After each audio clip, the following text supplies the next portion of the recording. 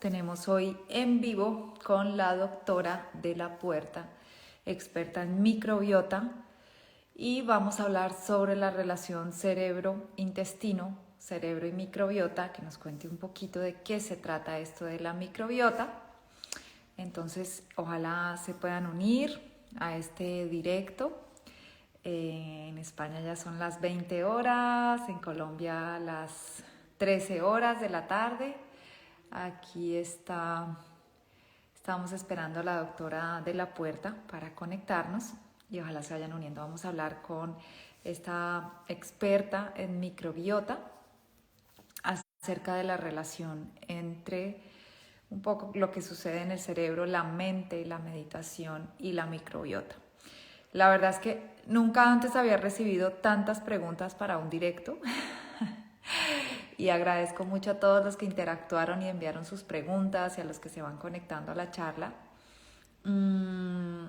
Y vamos a tratar de aprovechar el tiempo. Tenemos una horita, vamos a esperar que la doctora de la Puerta se una y bueno, hacer las preguntas. Ojalá la misma charla vaya dando respuestas y si no, pues que saben que se pueden conectar con ella en @doctora de la Puerta en su cuenta de Instagram. Entonces vamos a ver si ya está por acá. Ya vi a Macarena, que es su... A ver, vamos a ver si ya la vemos por aquí. Aquí está.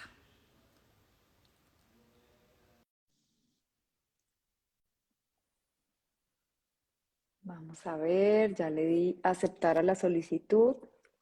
Doctora de la Hola, Puerta, qué gusto. buenas tardes. ¿Cómo estás? ¿Me oyes? ¿Se me oye bien?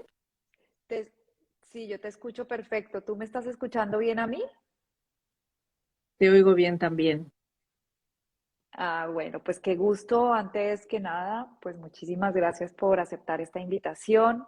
Estaba contándoles ahora a todos que nunca como en este en vivo había recibido tantas preguntas.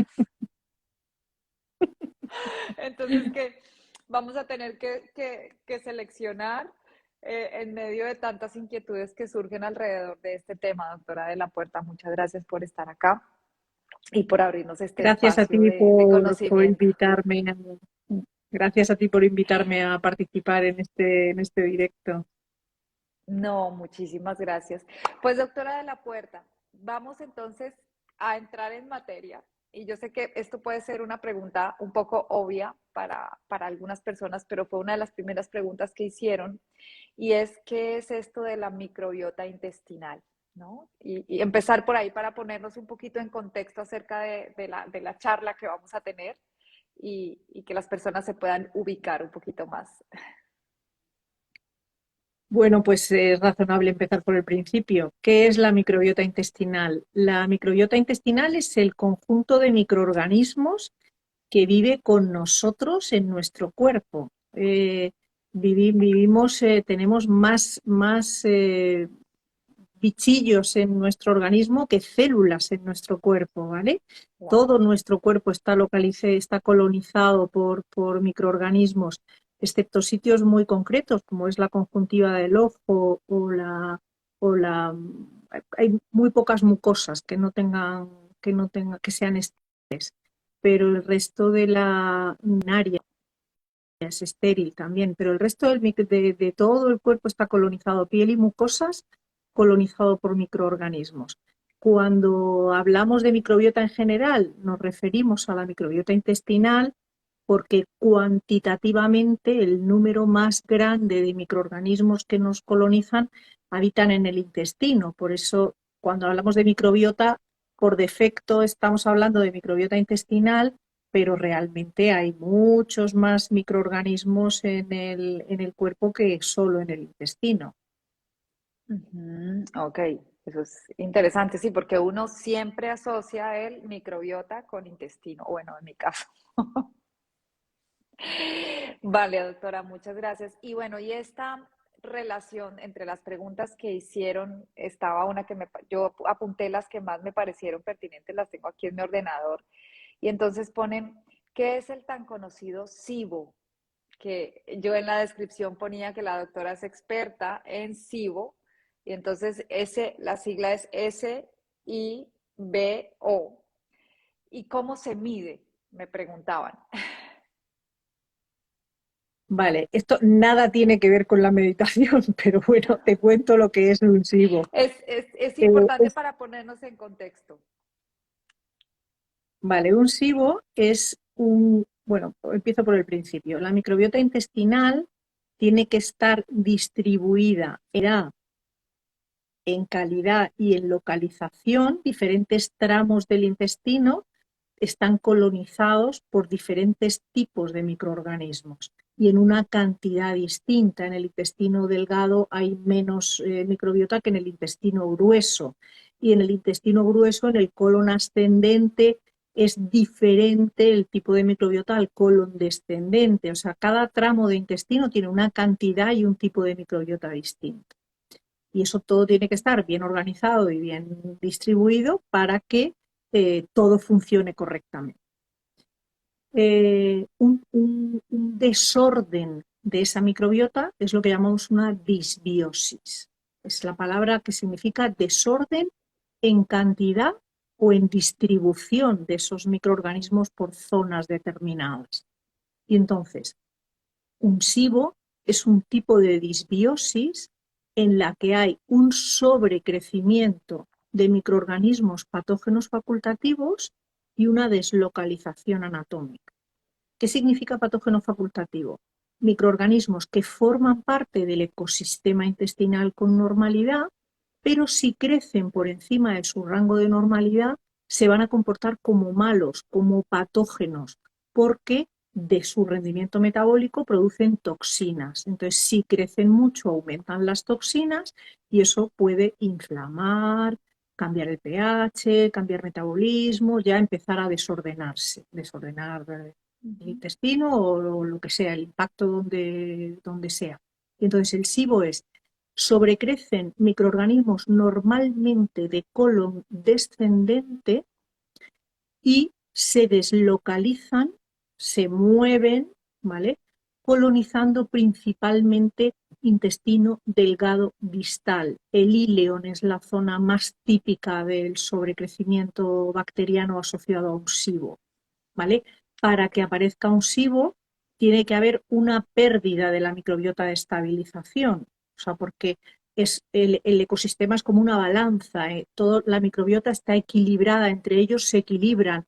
Entonces, para que haya un sobrecrecimiento de patógenos facultativos, tiene que haber una pérdida de la microbiota de homeostasis, de los grupos funcionales de estabilización, unos u otros, pero tiene que haber una pérdida que le permita a ese sobrecrecimiento crecer. Ok, y bueno, y entonces ahora sí entrando en nuestro tema del día, ¿qué relación tiene esto con la mente? El eje ¿Qué relación tienen intestino-cerebro, que es, estas alteraciones con la mente? Bueno, perdón. eso es. El eje intestino-cerebro realmente es el eje microbiota intestino-cerebro, porque la comunicación de esa microbiota intestinal tiene muchas acciones, entre otras la acción neurológica, ¿vale? Neuroactiva. ¿Qué significa eso? Empiezo en el intestino y luego hago la conexión. A nivel intestinal hay determinadas bacterias que son señalizadores para que determinadas células que hay en el intestino produzcan neurotransmisores. Los neurotransmisores son las palabras del sistema nervioso, son las moléculas que nos hacen sentir las emociones, que nos hacen sentir o modificar el umbral del dolor, nos hacen tener miedo, estar contentos, estar alegres, tener...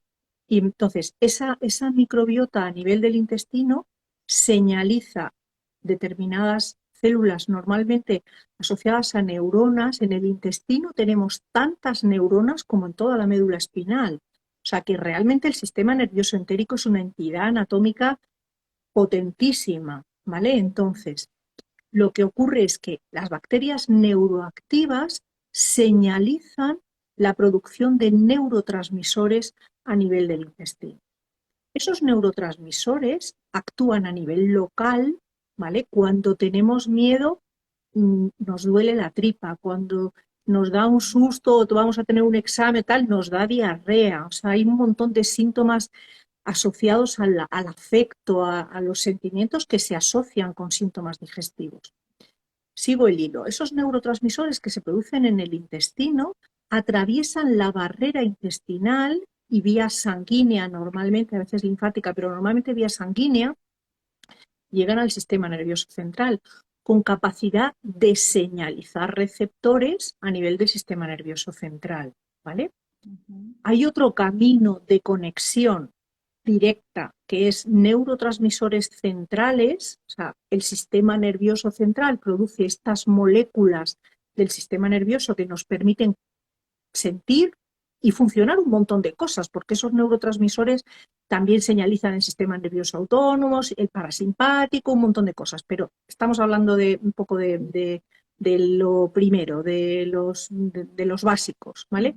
De los sentimientos básicos. Entonces, ese sistema nervioso central que también produce neurotransmisores, tengo receptores a nivel del sistema nervioso entérico de esos neurotransmisores centrales. Para que esa producción de neurotransmisores en el intestino y la recepción de la señalización central funcione correctamente, el intestino tiene que estar funcionando correctamente. Más vías de conexión, el nervio vago. El nervio vago es uno de los nervios más largos que tenemos en el cuerpo, que conecta directamente la señal del sistema nervioso entérico con el sistema nervioso central.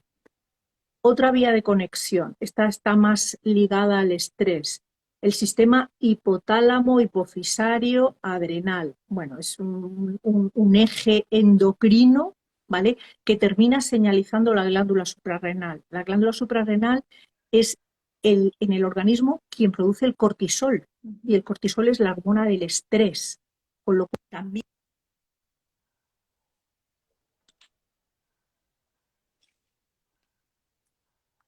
No estoy escuchando. ¿Seré yo que tengo mala conexión, doctora? Ya. Claudio, me No, parece. ya está. Nos quedamos en que el cortisol es la hormona del estrés, o me quedé yo ahí. Eso es. Es la hormona del estrés y también ese eje intestino-cerebro modulado por la microbiota puede tener intervención o interferencia o modular esos pulsos de cortisol, con lo cual la tolerancia al estrés también puede estar mediada o modulada desde la microbiota. Están diciendo que no se escucha. ¿Ya están escuchando? Perdón, doctora, qué pena la interrupción. Ya, ahora sí, ok. ¿Sí? Sí, ya, ahora sí, todos escuchamos. Bueno, íbamos en la interrupción, en esta hormona del estrés que también está, que la microbiota incide en esta hormona del estrés. Eso es. Yo saqué de uno de los posts de Instagram de la doctora, que me pareció súper interesante, una frase que dice que las células observan a nuestros pensamientos cambiando en función de ellos. Y me pareció pues muy interesante Nuestro eso. cuerpo es muy obediente a nuestros pensamientos. Nuestro cuerpo muy obediente a nuestros pensamientos. Hay estudios preciosos asociados al miedo, ¿vale? En el que en el cuerpo tiene el mismo impacto algo que ocurre real que algo que imaginamos que ocurre. El mismo impacto físico negativo de aumento del estrés oxidativo, de cambio de pH, de esos picos de cortisol, ¿vale? Tiene el mismo impacto si ocurre en realidad que si pensamos que ocurre. O sea, nuestro cuerpo no diferencia entre lo que pensamos y lo que vivimos. es la información que le damos, vivida, sentida o pensada, a la que él obedece, a la que nuestro cuerpo obedece. Por eso esos pensamientos en positivo, esa forma de gestionar el estrés, yo le cuento siempre un ejemplo mucho a mis pacientes de está lloviendo, voy a recoger la ropa. Está lloviendo la ropa. El hecho es el mismo, está lloviendo y tengo ropa tendida, ¿no? Pues esos pulsos, esos tal, en nuestro cuerpo lee completamente diferente cómo nosotros percibimos y el impacto que tiene completamente diferente cómo percibimos eso.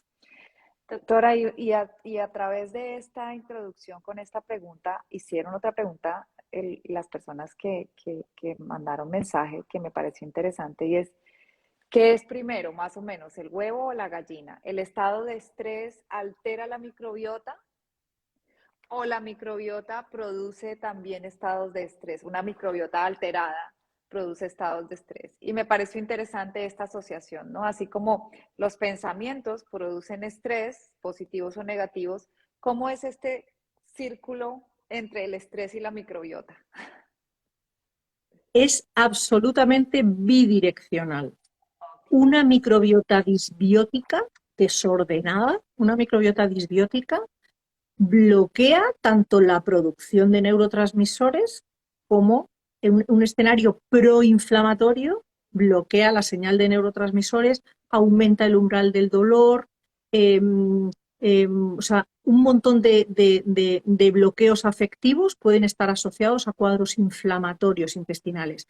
Yo cuando hago la historia clínica de los pacientes, una de las preguntas es la percepción del umbral del dolor, hablamos de sueño, hablamos de estrés, hablamos de qué estresa al paciente, cómo vive el estrés, con qué tipo de sintomatología vive el estrés. Y eso lo comento con los pacientes en cada consulta de revisión, ¿vale? Además de los síntomas digestivos, de la piel, del cansancio y de todas las cosas que hablamos de, de evolución, ¿no? Pero este pequeño mundo de sensaciones y lo veo evolucionar, cuando evoluciona el tratamiento y va cediendo la inflamación, es precioso ver, y además el paciente te lo dice, es que vuelvo a sentir, esta tarde me decía una chica, dice, es que vuelvo a ser yo, o sea, es que yo me había olvidado, o sea, estaba como si estuviera enfadada por el dolor, como si estuviera que ya no puedo más, dice, y vuelvo a ser yo, o sea, vuelvo a reconocerme, a ser yo, dice, una sensación preciosa, y eso es una gozada, y eso es muy habitual en un tratamiento de evolución de cuando tienes grandes inflamaciones, y se bloquea esa función. Y al revés, eso es cuando tengo disbiosis, me bloqueo, pero si tengo mucho estrés, esa hormona del cortisol y una serie de gatillos que se asocian también al estrés son proinflamatorias, con lo cual el estrés mantenido, el estrés a corto plazo es supervivencia. De hecho, el ser humano ha vivido pegado al estrés para poder sobrevivir como especie, ¿no? El problema es que nos hemos instalado en un tipo de sociedad en la que los estresores, que son las circunstancias que nos estresan, ya es un gatillo continuo, permanente, o sea, se han incorporado a nuestra vida de una forma descomunal.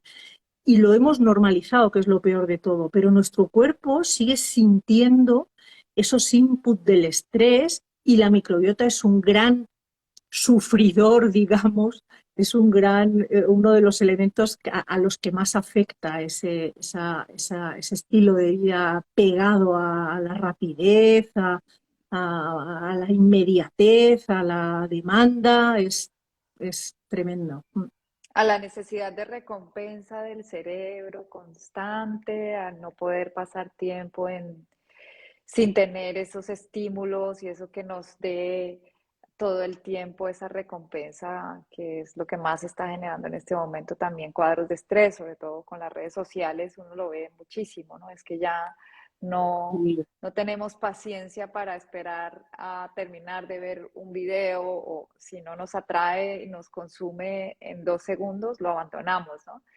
Y entonces es muy interesante. Y otra pregunta que me parece que tiene pues mucha relación, o más bien viendo esta doble vía que se produce entre el estado de estrés y la microbiota alterada, y la microbiota alterada y el estado de estrés, y asociándolo a la meditación. Yo veo mucho a mis estudiantes y a las personas que acompaño en sesiones individuales de meditación, que muchas veces eh, realizan su práctica, la realizan todos los días, les ayuda a reducir niveles de estrés, pero según lo que la doctora nos está contando, pues en algún momento, si no complementamos esto con un cambio de alimentación o algo para restaurar la microbiota, ¿cierto? Bien sea lo que sea que se use, que ya lo preguntaré, pues en realidad no vamos tampoco a poder alcanzar esos estados mentales de calma, ¿no? Porque una cosa Esto está es. asociada a la otra, es decir, que con solo meditar, que sí trae calma, que sí trae claridad relaja bastante, cuando ya la microbiota está alterada o cuando ya tenemos este cuadro inflamatorio, seguramente, y ahí todos los que me estén viendo van a ver porque yo les pido que por favor seamos conscientes de esta partecita en también nuestro proceso de formación como meditadores. Entonces, hay Claro. una... Es que mientras se mantenga el fondo inflamatorio, la meditación nunca la vas a poder hacer adecuadamente. Me encanta que lo digas así de directo. Es tan directo, es así, no va a poder hacerse adecuadamente. Y entonces la siguiente pregunta es, de manera preventiva, o sea, yo sé que eh, pues lo ideal es que si yo estoy presentando este tipo de inconvenientes, pues me imagino que tengo que ir a un sitio como donde la doctora de la puerta, que me estudien mi microbiota, pero de manera preventiva, ¿qué podemos hacer para mantener una microbiota sana y que también nuestra práctica meditativa o todo lo que hacemos para tener bienestar? Porque yo veo personas que hacen todo, ¿no? Yoga, meditación, comen bien o creen que comen bien y aún así siguen con la microbiota alterada. Entonces, de manera preventiva, ¿existe algo que naturalmente funcione para ayudar a mejorar estos desequilibrios? Sí, claro, hay muchas cosas. Ujú. O sea, podemos poner un tratamiento como Dios manda de fases de tratamiento y tener un paciente en tratamiento 5 meses o eh, sin tratamiento, porque sin tratamiento, desde el estilo de vida, podemos intervenir mucho para mejorar nuestra microbiota. ¿Cuáles son las patas más importantes para mantener una microbiota saludable? La alimentación es la principal. O sea, qué es interesante implementar de comida y qué es interesante no consumir. ¿Cuáles son los gatillos proinflamatorios? La dieta es un pilar fundamental. Otro pilar fundamental es el ejercicio, ¿vale? No, el sedentarismo es uno de los factores de riesgo más importantes para la disbiosis. Entonces, el ejercicio físico. Y el tercero es control de estrés. Y ahí es donde entra, por una parte, el sueño. La calidad de sueño es muy importante y por otra parte ahí encajaría perfectamente la meditación como una pata más en todo lo que podemos hacer para modular nuestra microbiota, fuera de que pudiéramos necesitar por un escenario disbiótico consolidado ya poner un tratamiento a fondo de trabajar ya con un tratamiento, vamos, pero de estilo de vida, dieta, ejercicio y control de estrés barra sueño serían los tres puntales básicos para sujetar una salud intestinal. Sí. Y vi también en el Instagram de la doctora de la Puerta que habla del papel que juegan los contaminantes ambientales sobre nuestros microbios. Y me parecía interesante un poco hacer esta pregunta, ¿cuál es el papel que juegan ellos? Y bueno, también estamos muy expuestos todo el tiempo, ¿no? Tampoco podemos dejar de vivir, pero de qué manera también Claro, podemos mejorarnos de estas sí, cosas.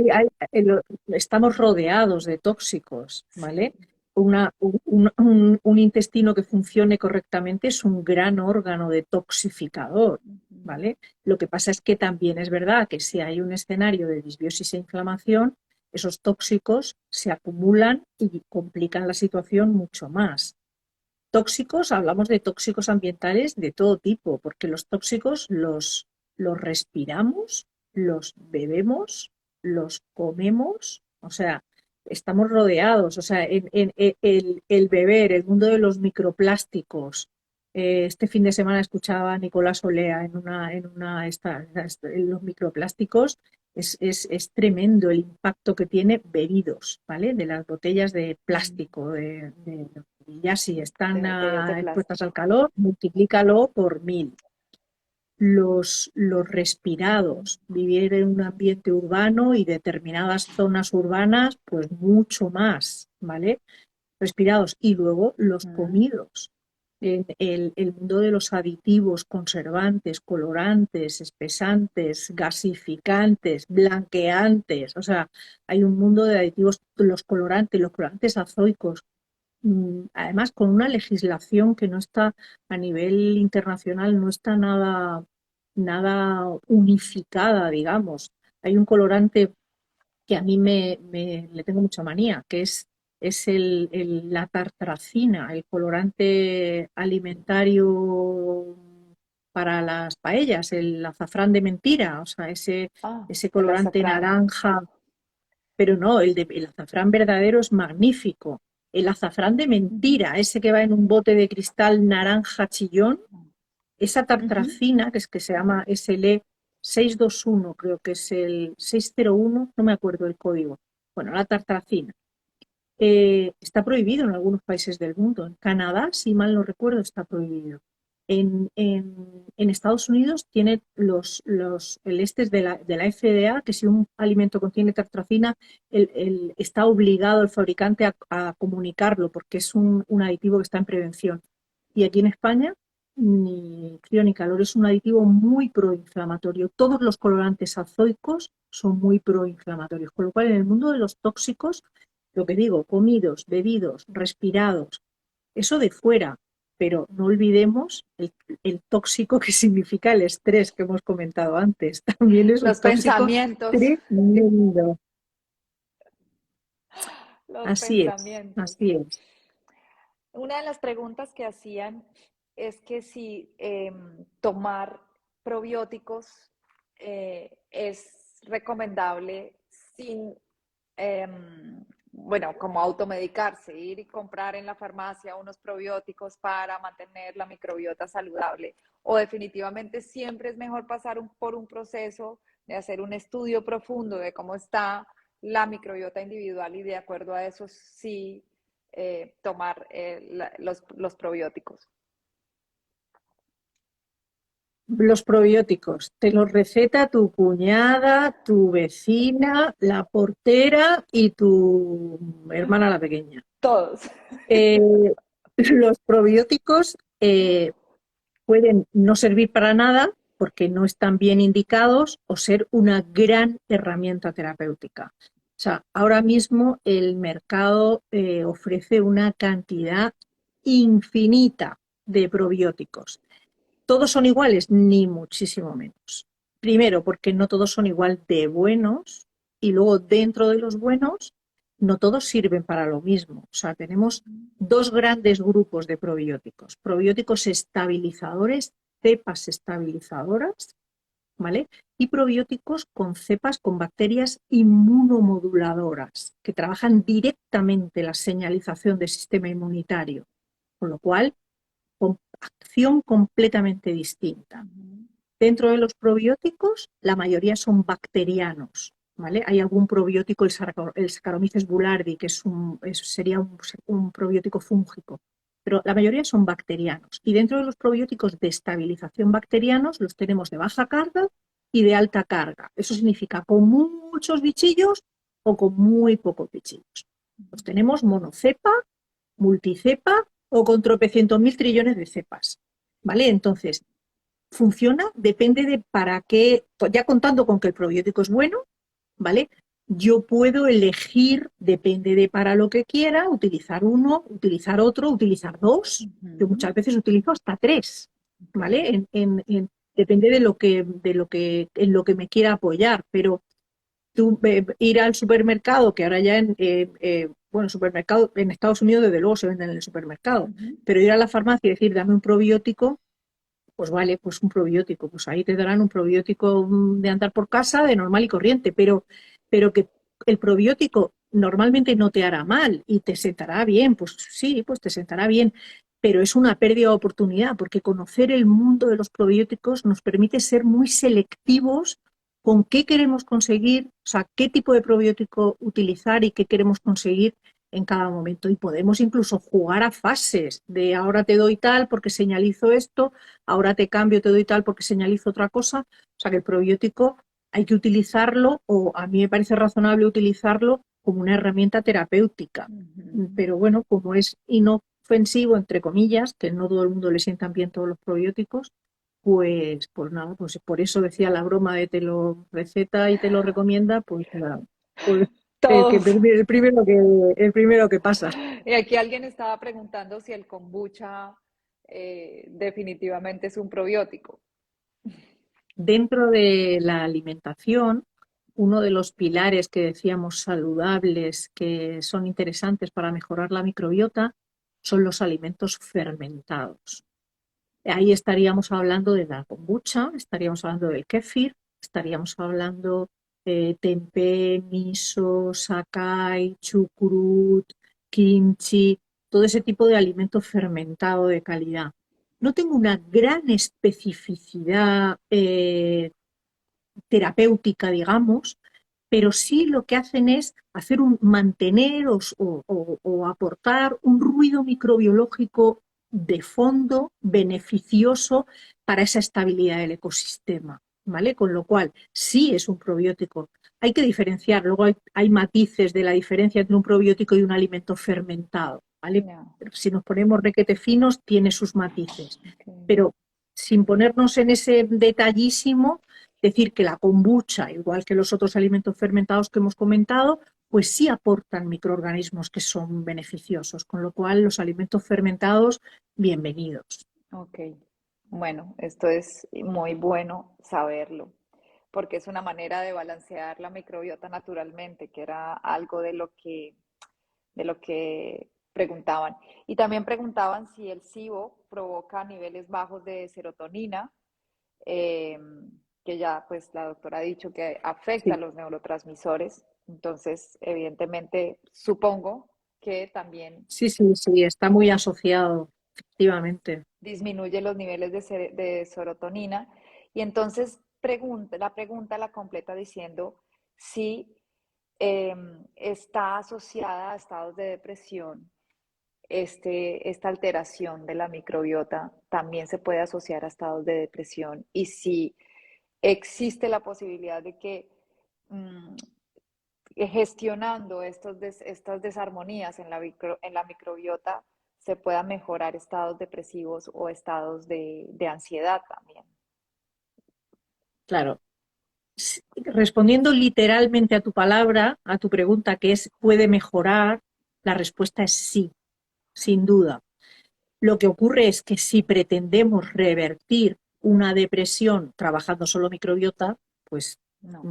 parece que no. Quiero decir, será una herramienta de mucha utilidad en un contexto terapéutico en el que hay que abordar naturalmente muchas más cosas. Uh-huh. Pero que es un buen apoyo, sin duda, sin duda.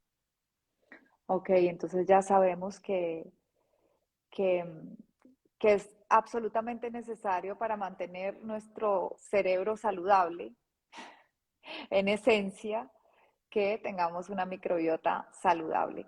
Y en ese sentido, yo quisiera profundizar un poquito más en cuáles son esas señales de alarma o esos síntomas que me pueden estar dando a ver que estoy teniendo un problema con la microbiota, ¿no? Porque muchas veces yo he visto que exploran todo menos esta parte, ¿no? O sea, primero te hacen una cantidad de analíticas y al final se dan cuenta que teníamos la microbiota alterada. Entonces, un poco como para saber cuáles son estas señales del cuerpo que nos puedan dar a entender si estamos presentando esta alteración.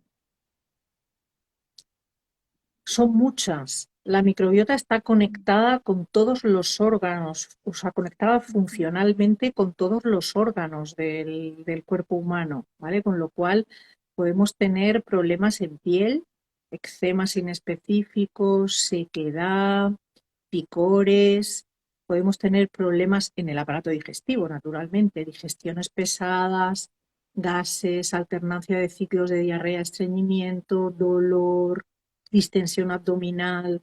Podemos tener el mundo de la cefalea, esos metabolitos tóxicos que decíamos que se generaban en la disbiosis.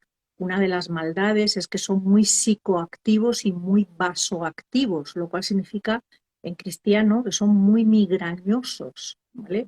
Producen mucha cefalea. Entonces podemos tener cefalea, migraña, podemos tener cansancio, podemos tener desorden de sueño, podemos tener retención de líquido, podemos tener, o sea, la sintomatología asociada a la disbiosis no sé, todo podemos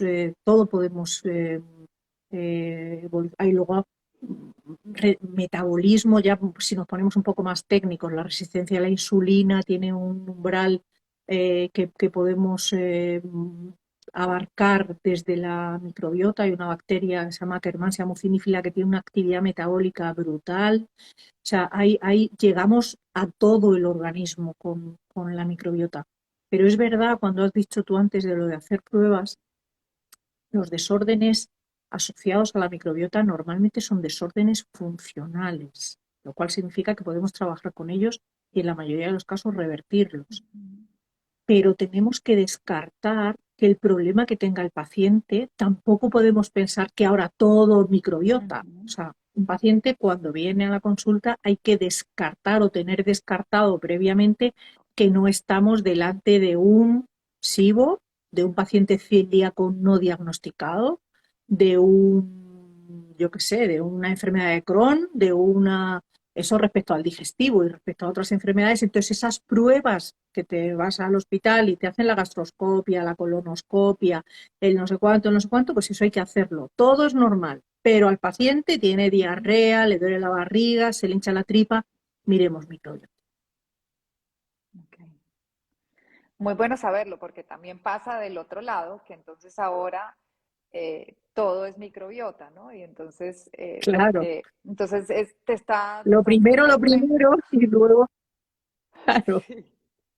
Sí, sí, sí, y uno lo ve pues en el mundo del yoga y la meditación muy coloquialmente, le van diciendo a la gente, ah, estás teniendo inflamación estomacal, toma enzimas digestivas, tómate unos probióticos. Y yo me quedo como, bueno, pero espérate un momento, tenemos que ver un poquito más, ¿no? ¿Qué está pasando? Claro, Sí, claro. sí, a veces, bueno, lo que tú decías, lo recomienda la vecina, todos lo recomiendan, el El que pasaba por probiótico. allí, sí, que tómate un probiótico, pues y vas al lineal y a ver cuál. Así es. Alguien pregunta por acá que si para tratamiento oncológico y menopausia inducida, un tratamiento de la microbiota podría ser efectivo. Vale, en el mundo oncológico, el apoyo de los probióticos, los inmunomoduladores no se deben de utilizar, ¿vale? Están contraindicados los probióticos inmunomoduladores en escenario oncológico, pero sin embargo los escenarios, en los probióticos estabilizadores en el paciente oncológico es un buen estabilizador a mí, o sea, yo el paciente oncológico es casi la única patología que no recibo, ¿vale? Pero bueno, sí que coyunturalmente, por circunstancias mil, pues tengo en mi vida pacientes oncológicos. Entonces, un probiótico estabilizador a baja carga lo que hace es tanto el propio proceso oncológico como la patología, como el tratamiento asociado de radioterapia, quimioterapia, inmunoterapia, eso tiene un impacto sobre la microbiota. Entonces, utilizar un probiótico estabilizador de baja carga es una buena idea para sujetar la estabilidad del ecosistema. Y a los pacientes les da confort, o sea, les hace sentirse bien y bien. Ok. Y el otro era en el Menopausia. escenario menopausia. Vale, hay una conexión también con la estabilidad hormonal y el tema de la microbiota, naturalmente que sí. Lo que pasa es que ahí hay que jugar de otra manera, porque hay que trabajar no solo microbiota, hay que trabajar ácidos grasos, hay que trabajar más cosas que solo microbiota, pero también podría tener un camino, naturalmente. Y también preguntaban por el déficit de atención, si también El está TDA y el relacionado. autismo Ujú. El TDA y el autismo tengo un mogollón de pacientes. De TDA de adulto, de niño la mayoría y de adulto igual, pero ahí es por donde hemos empezado. Es el eje intestino-cerebro en un escenario de disbiosis, de desorden, el que altera esa señalización y en el caso de los niños el neurodesarrollo. ¿Vale? El, Tengo yo un artículo cuando en alguna de las conferencias que he dado fui a un congreso internacional de ciencia y meditación que me invitaron, una cosa preciosa, fue en Canarias hace año 2018 o 19, no me acuerdo, y di una conferencia de microbiota y meditación. Y Ujú. llevaba un artículo en el que ponía el ejemplo de unos ratoncitos que se les metía en una caja y había dos grupos, ¿vale? Eran los gen-free que llamamos, los gen-free que llamamos libres de microorganismos y los que tenían en su intestino una microbiota normal. Entonces se les metía en una caja grande sin salida, o sea, una caja cerrada. Y entonces se dibujaba el correteo del ratón con unas rayitas azules y si el ratón se quedaba quieto, puntos rojos. Y entonces se medía en dos cajones los germ-free, los que no tenían gérmenes en su intestino, libres de gérmenes, y los que tenían una microbiota normal, se medía a los 15 minutos, a la hora y a las 3 horas. Y entonces el artículo es muy bonito porque es el dibujo en azul y rojo del correteo del ratón, ¿no? De los ratones. Y entonces, en la caja de los ratones germ-free, los que no tienen microorganismos, el correteo en los tres tiempos se mantiene exactamente igual. Sin embargo, en los que tienen microbiota, el correteo en el primer momento es buscando la salida, corren, corren, corren, corren. En el segundo momento se empiezan a parar, buscan los ángulos o las paredes y en el tercer tiempo la mayoría de los ratones están quietos porque han aprendido que no hay salida y Ujú. entonces se quedan quietos. Fue una forma muy bonita de demostrar la única diferencia que había entre esos animales era con microbiota y sin microbiota. Y entonces, el neurodesarrollo es un camino que tiene constatación hace ya mucho tiempo, tiene una constatación muy, muy sólida de qué, de cómo y de por qué. Entonces, en ese escenario neurodesarrollo, el mundo del TDA y el mundo del autismo tiene una grandísima implicación. ¿Vale? En el autismo los desórdenes de microbiota más grandes que yo he visto en las disbiosis en analítica más grandes que yo he visto en niños son en niños autistas. Qué interesante. Y además, esa prueba que hicieron con los ratoncitos también me deja entender un poco. Bueno, yo hago un estudio profundo sobre las dificultades en la práctica meditativa y estas dificultades que a veces no dejan que el practicante continúe meditando. Yo los llamo obstáculos, que son unas piedras, algunas en el camino, algunas más pequeñas y otras más grandes, pero pasa mucho y es frustrante para los guías de meditación que hay personas que no logran sobreponerse a esto. O sea, no logran sobreponerse, por ejemplo, a la dispersión o a la angustia que les produce pasar tiempo consigo mismos, ¿no? Entonces es como, porque hay un momento en que hay calma, sí, pero la meditación no solamente es calma, hay un momento en que también nos enfrentamos a ese silencio y aparece una cantidad de contenido mental que se vuelve este gran obstáculo, ¿no?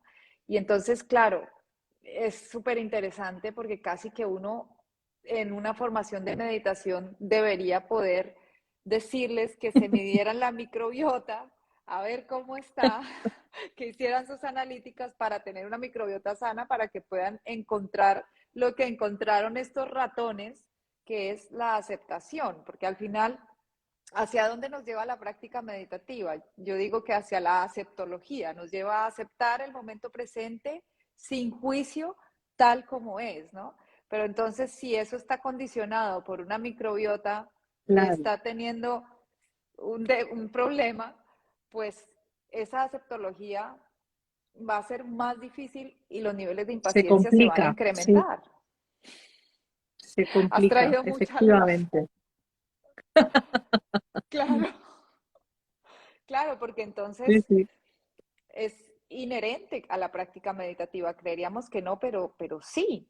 Y este eje intestino-cerebro, no solamente, bueno, porque mucho escuchamos que el intestino es el segundo cerebro, hay muchas terminaciones nerviosas y esto lo estoy hablando también desde la práctica de nosotros, en la práctica energética, en cuando hacemos respiraciones por el plexo solar, que es lo que estamos haciendo ahí, limpiar y purificar y estamos llevando la energía al intestino, pero no es suficiente con eso. Es, también Te demanda ayuda un muchísimo, cambio, ¿eh? sí, Ayuda muchísimo. Hay bibliografía que nos enseña cómo la práctica meditativa es capaz de estabilizar la permeabilidad intestinal, que es capaz de bajar la señal de las citoquinas proinflamatorias. Tengo un artículo muy bonito de ese congreso de la bajada de los TNF-alfa, que son un tipo de señalizador proinflamatorio. La bajada de los TNF-alfa solamente en escenario meditativo. O sea que sí que solamente la meditación es un apoyo precioso a todo el tema inflamatorio barra disbiótico intestinal, no cabe duda. claro. Y bueno, lo que termina sucediendo es que si el practicante se sostiene en el tiempo, porque el tiempo es el que le da esa aceptación, inevitablemente en algún momento va a llegar a ese punto, ¿no? Ese punto de calma y de, bueno, de no seguir luchando contra la caja cerrada, que me ha encantado mucho Sí. el ejemplo de los ratones. Ya me quedo quieto y no tengo miedo, porque una cosa que se planteaba en el artículo era los que seguían correteando, seguían buscando la salida o estaban en un escenario de estrés que les hacía correr. Cualquiera de las dos cosas son malas, Claro. ¿vale? Pero sin embargo, los otros entendieron que no había salida, que no había peligro y quietecitos, pegados a los, se paraban contra la pared o en las esquinas, que son un sitio más de protección, y se veía, el dibujo es precioso. ¿Cómo se quedaban ahí quietecitos? Pues no sé, pues hasta que me saquen de aquí.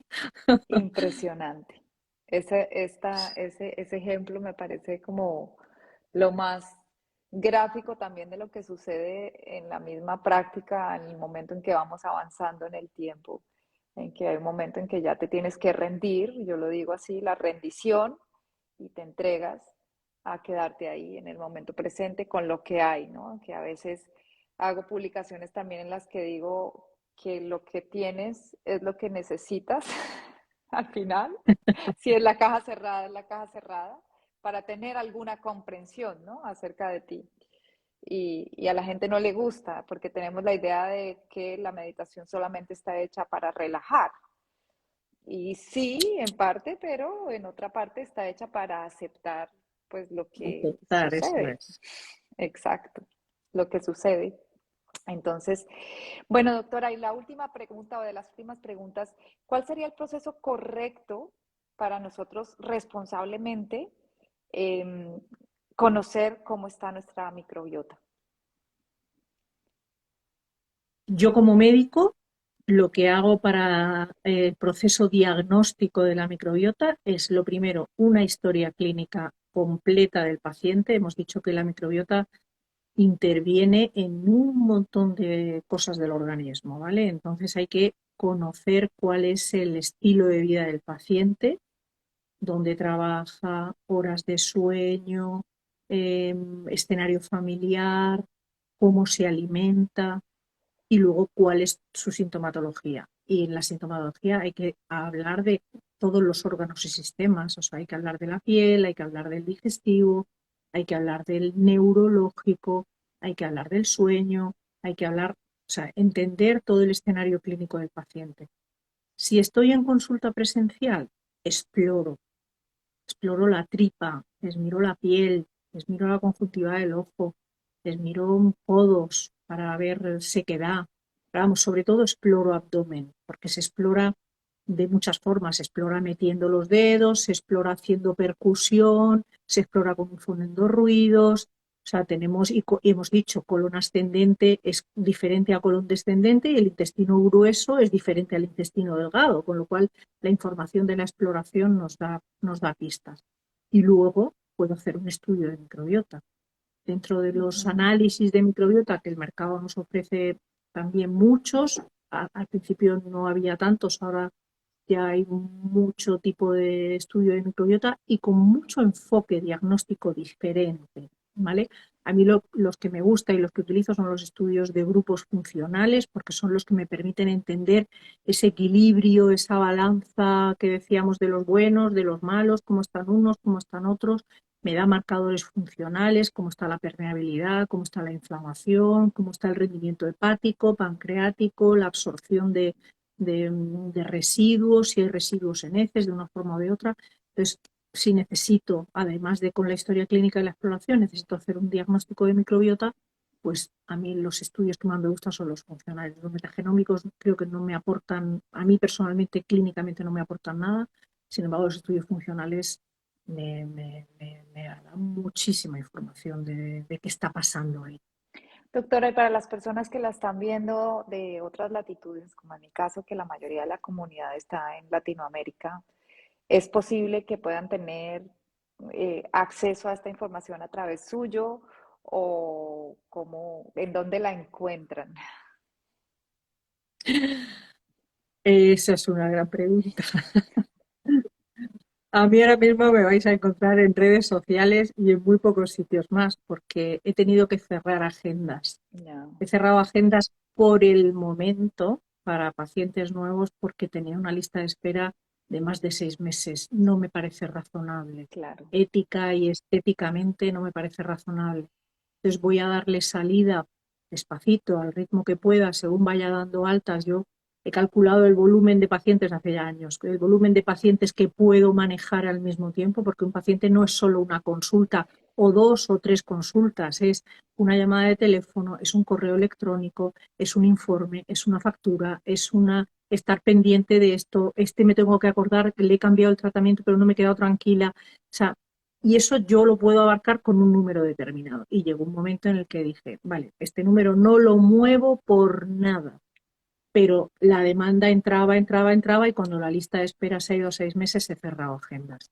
Entonces cuando vaya dando altas, vaya dando salida a esa lista de espera, pues volveré a abrir. Con lo cual ahora mismo acceder a mí en consulta en este momento no es posible. Lo será, naturalmente, si Dios me da salud, seguiré trabajando, pero en este momento no tengo opción de pacientes nuevos por el momento, ¿vale? No sé, unos pocos meses estaré, no sé cuánto tiempo, 3 meses, 5 meses, no lo sé, con las agendas todavía cerradas.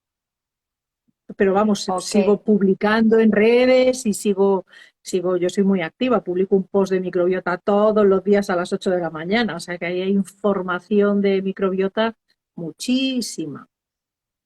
sí, estuve viendo pues bastante y agradecer porque con esa agenda tan complicada que nos haya dado este espacio es un regalo muy grande para todos y por lo menos ya les queda la inquietud para que sigan a la doctora de la puerta y vean todo lo que publica, que es muy interesante, fue lo que me hizo a mí realmente también interesarme para poderla invitar a este espacio y tener esta charla fluida acerca de la influencia que tiene de verdad todos estos procesos en nuestra mente, en nuestro cerebro, en nuestros estados mentales, en nuestros estados emocionales, además, Así es.